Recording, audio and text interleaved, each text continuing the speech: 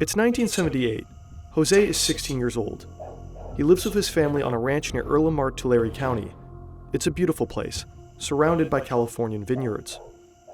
One day, his sister Cecilia has a request. She went and told me, "Hey bro, can you take me to Indio to meet this guy?" I said, "Sure, sister, why not?" And I took my sister to this little house to find her stupid friend. Well, I didn't feel comfortable going inside with her. Okay, months passed by and she never came home. First they found her car, and then they found her body. Jose was the last person to see Cecilia alive. Yeah, this is good. But when he made a witness statement, I didn't want to give the full explanation because I want to get them. I didn't want the cops to find them. I want to find them myself. We went to this little house. We broke in there, and we found one. I shot him. he then went on to shoot 2 more people who were also in the house. A cold-blooded triple homicide at the age of 16. In the following decades, Jose will kill more than 30 people. What begins with a young act of revenge ends in one of the most ruthless hitmen. Was he working for the cartel or something like that? His victims are scattered across the entire US, and of course, in his home county of Tulare. He has taken the lives of both young and old, drug dealers and farm workers, fathers and husbands. It will take over 30 years and police from 3 different states to bring him down. This is the story of Jose Manuel Martinez, El Mano Negra, the Black Hand, one of America's deadliest hitmen.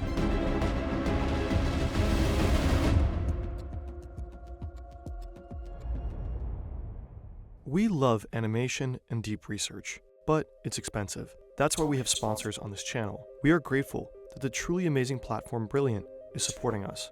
With Brilliant, you can learn new interviews, 100 of top-notch troop satisfaction.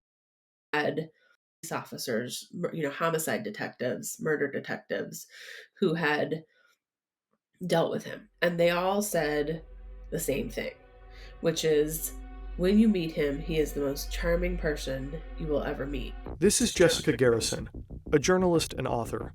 In 2017, she met Jose in prison for a BuzzFeed News investigation and her book, The Devil's Harvest. I hate rapists. The perspective of his family was that he was the person in the family who always took care of them.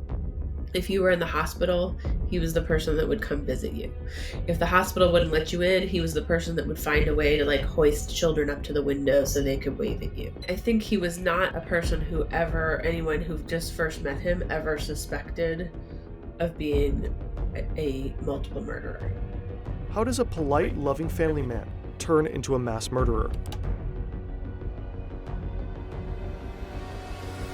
Martinez is born in 1962 in Fresno, California. He's a US citizen, but he grows up in Mexico until the age of 11. He then moves with his family to a ranch near Mar. At the time, Tulare is the poorest county in California. His stepfather organizes laborers for the wine industry, and as a side business, deals drugs.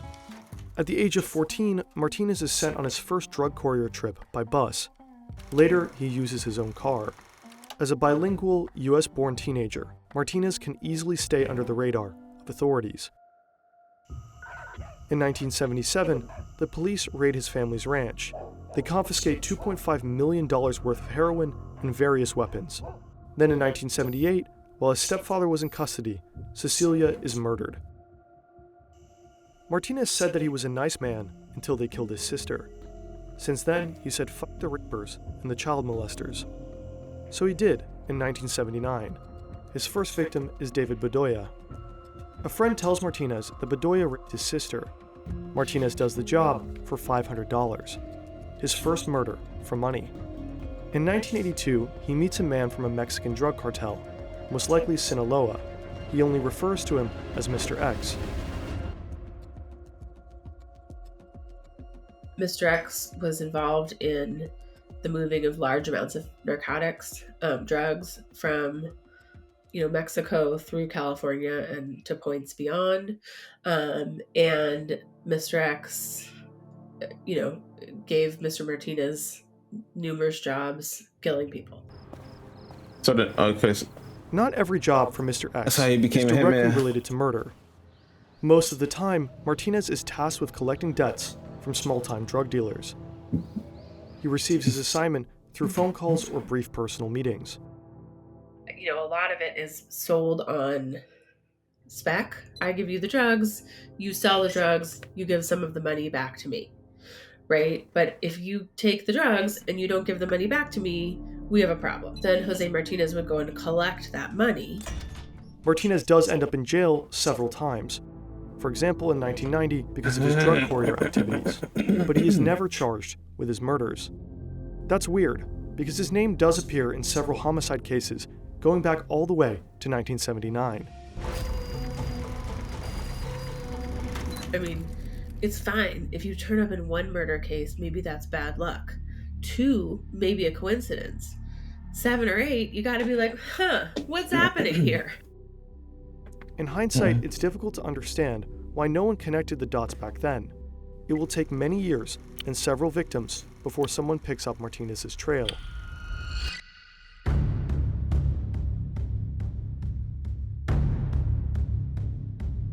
November 2006, Martinez flies to Florida to deal with a 20-year-old named Javier Huerta.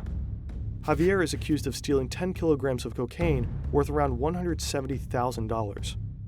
Martinez keeps a close eye on Huerta for a few days, and then he decides to strike. I called Javier Huerta. They told me that you're a Missouri worker, and I want you to come so you can give me an estimate price on my house. They got in, I locked the door. When I turned out, I had my guns out. Motherfucker hit the floor, and this is good one I can tell you. You stole 10 kilos from cocaine from me. If you don't get my money in 30 minutes, I'm gonna call my friend that is outside your house, and he's gonna shoot your family. Martinez gets the money. $150,000 are buried in Huerta's garden. He shoots Huerta and his colleague 4 times each. He binds their hands with zip ties and puts their bodies in Huerta's truck. He takes the car and drives it to the outskirts of a national park, smoking a cigarette on the way, perhaps to calm down. After the job, Martinez flies directly to his daughter's home in Alabama. His granddaughter is celebrating her birthday. He wants to use the money he just earned to make her happy. I got her. I took her to Toys R Us, where a kid can be a kid. I told her, babe, because I love you with all my heart, me and you, we're gonna Nigga ugly as fuck. And for 1 hour, you can pick whatever you want, okay? While Martinez is treating his granddaughter at Toys R Us, investigators in Florida discover Huerta's truck with the 2 dead bodies. They find a Mountain Dew can in the center console of the vehicle with a cigarette butt. My bad. I didn't. Investigators in Florida discover Huerta's truck with. When did they find the bodies? And for 1 hour, you can pick whatever you want, okay? While Martinez is treating his granddaughter at Toys R Us, investigators in Florida discover Huerta's truck with the 2 dead bodies. He wasn't driving in the They truck. find a Mountain Dew can in the center console of the vehicle with a cigarette butt laying in a puddle of the yellow-green liquid. They send the cigarette butt to a lab to check for DNA traces, but the test is not conducted right away. The evaluation probably isn't a big priority. Huerta was a construction worker and had Okay, so many this is a whole coworkers in the different car truck. with him. So investigators had little hope of a hit. In fact, the results won't reach them until years later. Martinez escapes conviction for the murder of Huerta, at least for the time being. In 2009, Martinez kills a man named Joaquin Barragan in Erlemart for $8,000. He used a woman as a lure. She brought drugs from Barragan, contacting Martinez when the meeting was set. 3 days later, Barragan's body is found under a blanket, his hands bound with zip ties. The police question many people in Erlemart about the murder. They learn that Barragan knew he was being pursued by a contract killer known as El Mano Negra, the Black Hand. A woman tells investigators that Martinez tried to hire her to lure Barragan to a remote location. Others say that El Mano Negra is in fact Martinez's nickname. The investigators don't have enough evidence against him, but they still decide to make a move. They arrest Martinez for violating probation, but when they knock on his door, he scrambles out his phone, removes the SIM card, and swallows it.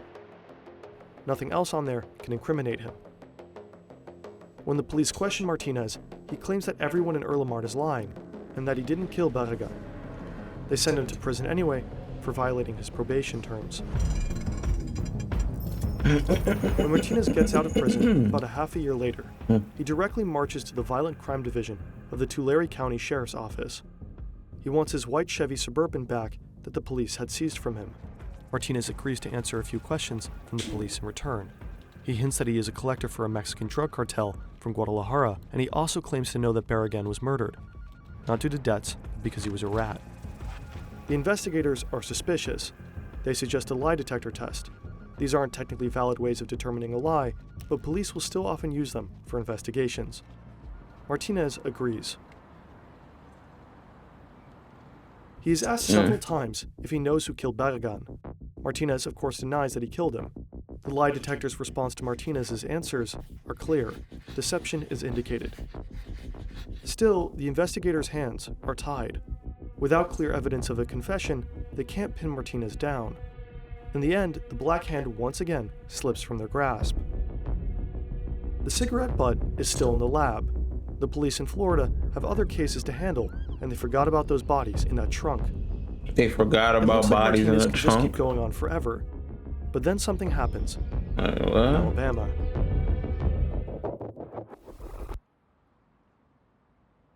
Early 2013, 35 years after the murder of Martinez's sister, 33 years after he shot David Badella for $500, Martinez is now 51 years old.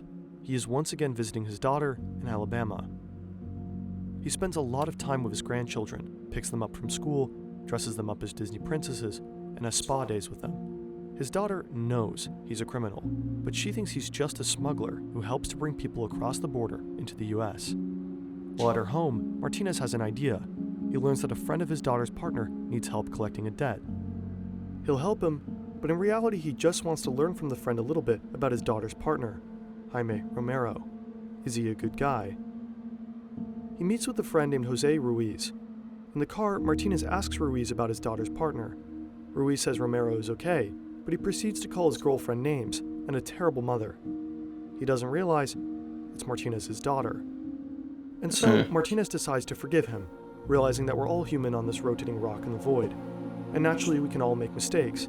He patiently tells Ruiz, "Hey, I'm her father, and that's not a kind way to speak about my daughter." No. Martinez decides that Jose Ruiz must die, What? but not right now. People saw them together, so he returns to California for the time being, and Ruiz is allowed a few more weeks on Earth. On March 4th, 2013, Martinez is back. He goes on a little tour with Romero and Ruiz. They stop to stretch their legs in a remote national park. Martinez pulls out a gun, points it at Ruiz, and says, "The woman you insulted is my daughter, you bastard." Then he shoots him twice in the head. This guy was just sick. He Like gets just back sick. in the car and tells the Yeesh. shocked Romero to drive and better keep this to himself. The police quickly discover the dead Ruiz and find a Walmart receipt with him. They review surveillance cameras and identify a companion of Ruiz. It's Romero. He is arrested and suspected of murder. Shortly afterwards, Martinez contacts the police, providing Romero with an alibi and claiming that they were together at the time of the killing. But the police do not believe him, and Romero remains in custody. They want him to snitch. But 1 they month later, don't believe him. Martinez They is just want visiting him to his son snitch. in Erlamar. Suddenly, the police start banging on the door. Martinez is convinced that they are there because of him. Romero must have talked. He flees the house, and a sheriff deputy named Crystal Darrington gives chase. In reality, Martinez had nothing to fear. The police officer doesn't know a thing about the murder in Alabama. She had come to visit Martinez's son because she is investigating a series of robberies and hopes for his assistance. She apprehends Dumbass nigga. Martinez and brings him to the station. A colleague whispers to Darrington that the man she brought in is Hermano Negra, supposedly a contract killer responsible for several murders in the area. They could arrest Jose Martinez and hold him for being a felon in possession of a gun. And instead, he convinced them to let him go. And he offered to get them, get bad guns off the street. We have a lot of guns everywhere. Many of them are legal and many of them are illegal. And so the police were interested in kind of getting illegal guns. And Jose Martinez assisted them with this. They thought it was because he didn't want to get locked up. That may be true, but I think it's also because he kind of wanted to keep tabs on He knew he'd committed this murder in Alabama. He knew he had all these other murders, and he kind of wanted to keep an eye on, did they suspect him? As Martinez collaborates with the police in California, an unsolved case in Florida is reopened. It's from 2006. The murder is of Javier Huerta. Investigators finally received the lab report regarding the cigarette butt in the Mountain Dew they found all those years ago. They get a hit. The DNA belongs to a man who had previously been in prison, Jose Manuel Martinez. A detective named TJ Watts takes on the murder case. At this point, Martinez is still not their primary suspect. But Watts is puzzled by why a Californian cigarette butt would turn up so far away in Florida. He contacts an investigator in California who tells him Martinez's story, that they know him, that he's been helping them collect illegal weapons, and that he's involved in several murder investigations, but that they can't prove anything against him. But then the investigator in California tells Watts a small but crucial detail. Many of the murders involve the use of zip ties. Watts is intrigued. He also has a few unsolved murders on his desk where zip ties were used. He has a strong suspicion that Martinez might be the person he's looking for. He doesn't seem as a useful informant like the colleagues in California do. Watts believes Martinez might just be a killer. He marks him as person of interest. Meanwhile, Jaime Romero is still locked up in an Alabama prison, facing accusations for the murder of his friend, Jose Ruiz. He is terrified of his father-in-law. He witnessed his cold-bloodedness firsthand. But he can't go to prison. He has a daughter and a life at home. So he calls for the man in charge, Detective McWhorter, and talks. On May 17th, the investigators finally issue an arrest warrant for Martinez on murder charges. Yeah. When he returns back to the U.S. from a trip to Mexico, Martinez is arrested in Arizona. He learns that there's a warrant out for him for murder. His only question is where the warrant came from.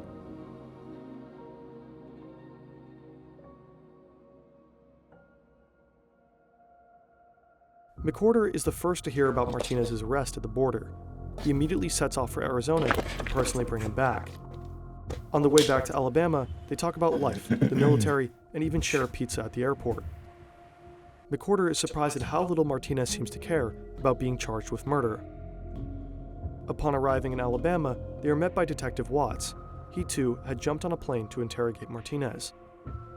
Neither detective expects Martinez to confess. Perhaps he would spend time in jail and then make a mistake during a phone call from inside. At best, Martinez might admit to being at the crime scene, but try to blame everything on Romero. But things take a different turn. Martinez confesses almost immediately to killing Ruiz.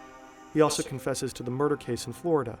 He ain't even try to Provides fight detailed it. descriptions of the crime scenes, the number of bullets used, and says, if I hadn't done the job, someone else would have. That's all? But it That's, doesn't he end didn't there. go down with a fight? Martinez then asks for Crystal Darrington, the deputy sheriff from Tulare. When she arrives in Alabama, he drops a bombshell. He's a contract killer and has killed numerous people. He goes on to confess to one murder after another. Now you're testing games? What you mean? Okay, 22. Took my gun and I shot him inside the car in the leg. I even killed her brother. It was a long list. I mean, Crystal Darrington said that she was just like frantically texting her bosses, like, oh my God, another one, and then like, I think the next day he's like, oh my gosh, I have another one. So it was a shocking list of murderers. He confesses to over 35 Oh, I didn't murders. even do that. Today, it is thought to be over 40. They went back and re-investigated all of them. Like, they didn't just take his word for it and tried to make sure it was true. And ultimately, they decided that they believed it. Martinez is brought to trial for most, but not This is all a of his video, bro. murders. Some cases couldn't be resolved. I'm about to At the start time, playing games in a he little even bit. faces the death penalty, which doesn't seem to worry him. I know I'm gonna go to electric chair. I can go if I die tomorrow. In the end, Martinez is sentenced to 50 years in prison in Alabama for the murder of Ruiz, life in prison without the possibility of parole in California for 9 murders, and 2 consecutive life sentences in Florida. Martinez certainly didn't make it easy for the police. He left Kinda few did. traces, often there were no concrete pieces of evidence, and as a hitman, there were usually no direct connections between him and his victims. Especially in the 80s and 90s, police in California had a lot of murders to deal with. They had limited resources. But there is also another reason why Martinez wasn't caught for so long. There are other people who would say, well, he didn't try that hard to get it, in part because the people that he was killing were not people that created these giant outcry. He was generally killing people without very much power. And so I think that was sort of one of the heartbreaking things to me when I started working on this, is that I went and found some of the family members of some of his victims. And many of them said over and over, like, it seems like no one cared that our relative was killed. Because they probably was in a cartel. And so I think that to me was sort of the craziest and most heartbreaking part of this case.